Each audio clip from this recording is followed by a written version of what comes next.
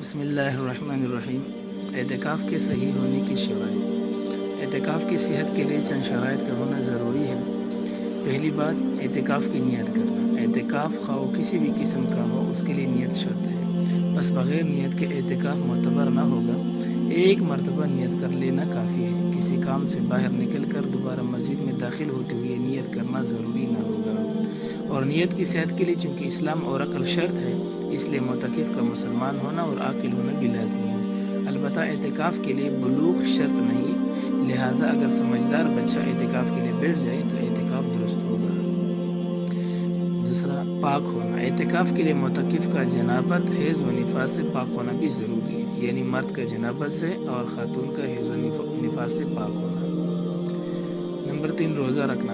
اعتکاف مسنون اور واجب دونوں کے لیے روزہ رکھنا شرط ہے، نفلی اعتکاف میں نہیں ہے۔ اس لیے اگر کسی مرض وغیرہ عذر کی وجہ سے روزہ ٹوٹ جائے تو اعتکاف بھی باقی نہیں رہتا۔ البتہ اگر بغیر روزے کے اعتکاف میں بیٹھی رہی تو نفلی اعتکاف کا شمار ہوگا، یعنی مسلم خواتین ہیں، ان کو حیض کی وجہ سے ان کا روزہ ٹوٹ گیا، تاہم پھر بھی وہ وقت پورا کرنے کی خاطر، دن پورا کرنے کی خاطر اعتکاف میں بیٹھی رہی تو نفلی اعتکاف کا اس صورت میں ثواب ملے گا۔ چوتھی شرط، مسجد کا شرعی ہونا۔ اعتکاف کے لیے شرعی مسجد کا ہونا ضروری ہے، چاہے اس میں 5 وقتہ نماز باجماعت ادا ہوتی ہو یا نہیں۔ البتہ عورت گھر میں اس جگہ اعتکاف کر لے جہاں 5 گانہ نماز پڑھتی ہو، اور جگہ مقرر نہ ہو تو اعتکاف سے پہلے نماز کے لیے جگہ مقرر کر کے وہاں اعتکاف کر لے۔ واجب اعتکاف کا از کم 1 دن کا ہو سکتا ہے، یعنی جس کا بندہ نظر مانتا ہو، اور زیادہ جس قدر چاہے معتکف نیت کر سکتا ہے۔ مسنون اعتکاف 10 دن کا ہوگا، اس لیے مسنون اعتکاف رمضان المبارک کے اخیر عشرہ میں ہوتا ہے، اور مستحب اعتکاف کے لیے کوئی مقدار مقرر نہیں ہے۔ اعتکاف کو فاسد کرنے والی چیزیں: بغیر ضرورت مسجد سے نکل جانا، بغیر کسی ضرورت طبیعیہ یا ضرورت شرعیہ کی مسجد سے نکل جانا اگرچہ ایک لمحہ بھر کے لیے ہو، اعتکاف کو توڑ دیتا ہے، خواہ جان کر ہو یا بھولے سے ہو، ارادتاً ہو یا غیر ارادی طور پر، اسی طرح اپنی خوشی سے ہو یا مجبوری سے۔ ضرورت طبیعیہ جیسے قضاء حاجت، وضو، غسل جنابت وغیرہ کے لیے جانا۔ اعتکاف کی حالت میں غسل خانہ میں جا کر صرف ٹھنڈک حاصل کرنے کے لیے غسل کرنے سے اعتکاف باطل ہو جائے گا۔ معتکف کو وضو سے قبل بلا قصد وضو خانہ پر بیٹھ کر صابن سے منہ ہاتھ دھونے سے اعتکاف فاسد ہو جائے گا، کیونکہ صابن سے منہ دھونا نہ ضرورت طبیعیہ میں ہے اور نہ مامورات شرعی میں سے۔ واضح رہے کہ باہر نکلنے کا مطلب یہ ہے کہ دونوں پاؤں باہر نکل جائے اور دیکھنے میں یہی محسوس ہو کہ یہ نکل چکا ہے۔ بس اگر کوئی خود جگہ میں رہتے ہوئے صرف سر یا ہاتھ باہر نکالے، جیسے کہ جھانکتے ہوئے یا کوئی چیز اٹھاتے ہوئے کیا جاتا ہے، تو اعتکاف نہیں ٹوٹے گا۔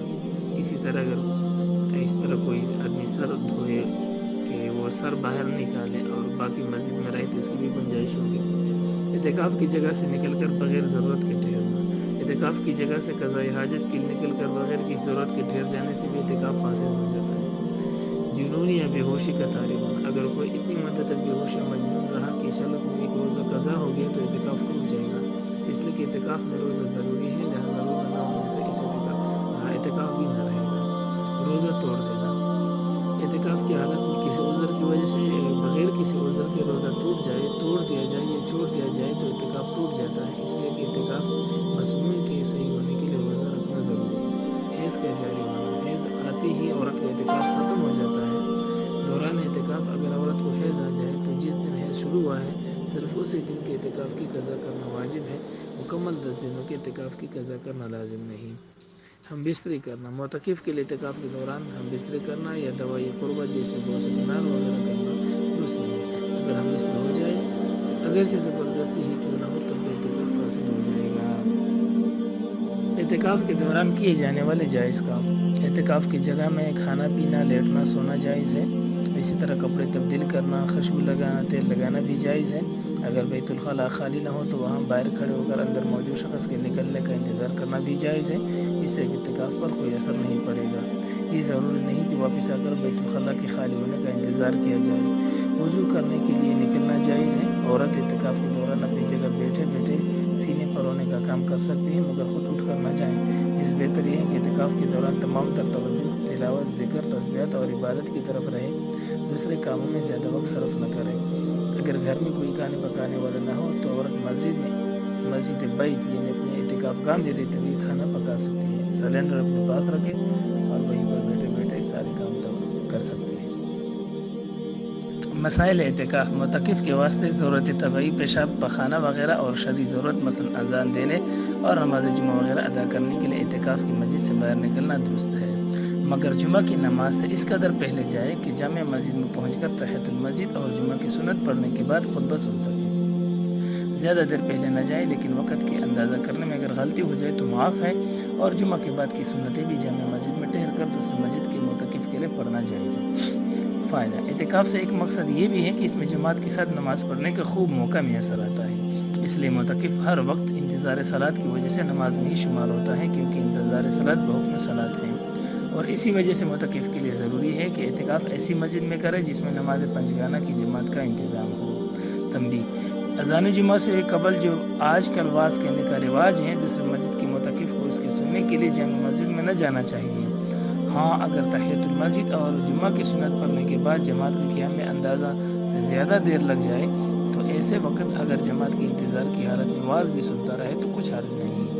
جو لوگ دیہات سے جمعہ پڑھنے کے لیے قصبات کے اندر آیا کرتے ہیں، اگر وہ اپنے گاؤں میں اعتکاف کریں تو اعتکاف میں بیٹھنے کے بعد وہ اپنی ہی گاؤں میں ظہر کی نماز باجماعت ادا کرے۔ اگر جماعت نہ ہو سکے تو بغیر جماعت کی ادا کر لے، مگر حالت اعتکاف میں دوسرے شہر میں نماز جمعہ ادا کرنے کے لیے نہ جائے۔ ضرورت طبعی اور شرعی کے بغیر مسجد اعتکاف سے تھوڑی دیر کے لیے باہر نکلنا بھی اعتکاف کو توڑ دیتا ہے، چاہے یہ نکلنا بھول کر ہی ہو، اعتکاف میں بھول بھی معاف نہیں ہے۔ اعتکاف کی حالت میں غسل جنابت یعنی فرض غسل کے لیے تو مسجد سے باہر جانا جائز ہے، جبکہ مسجد کے اندر غسل کرنا ممکن نہ ہو۔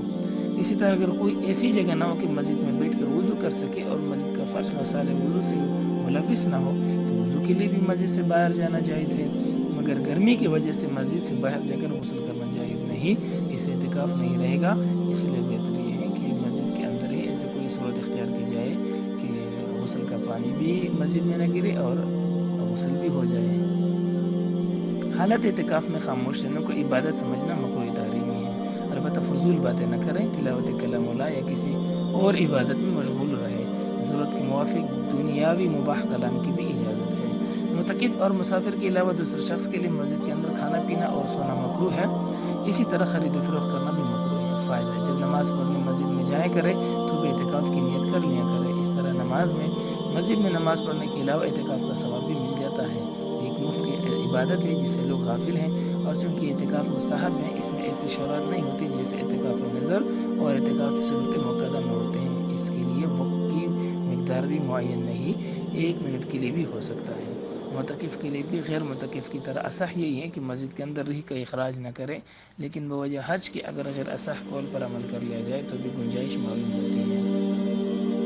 اعتکاف کی قضا: نفل اعتکاف کی قضا واجب نہیں، اس لیے کہ وہ مسجد سے باہر نکلنے سے ٹوٹتا نہیں بلکہ ختم ہو جاتا ہے۔